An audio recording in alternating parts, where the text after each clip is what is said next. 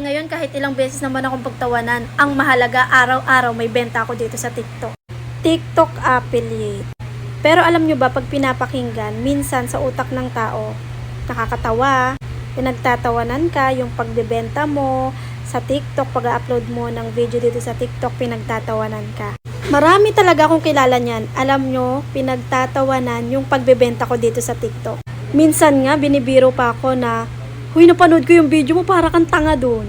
O kaya sasabihin pa nila na pabiro, o ayan na yung influencer, kuno, yung mga ganun ba. Minsan, may pasalita pa sila, grabe, lahat na lang binibenta mo.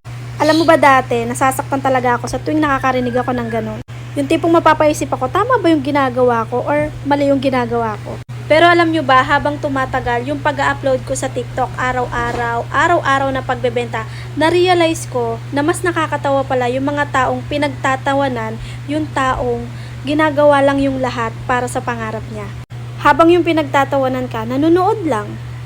Mag-iintay lang ng kung anong nakakatawa sa'yo. Hindi naman nila alam kung paano mag-isip ng video, mag-isip ng mga iba't ibang klaseng strategy or caption sa video mo para lang makasales ka araw-araw.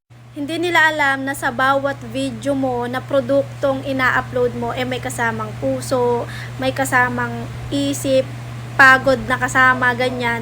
Pero may resulta.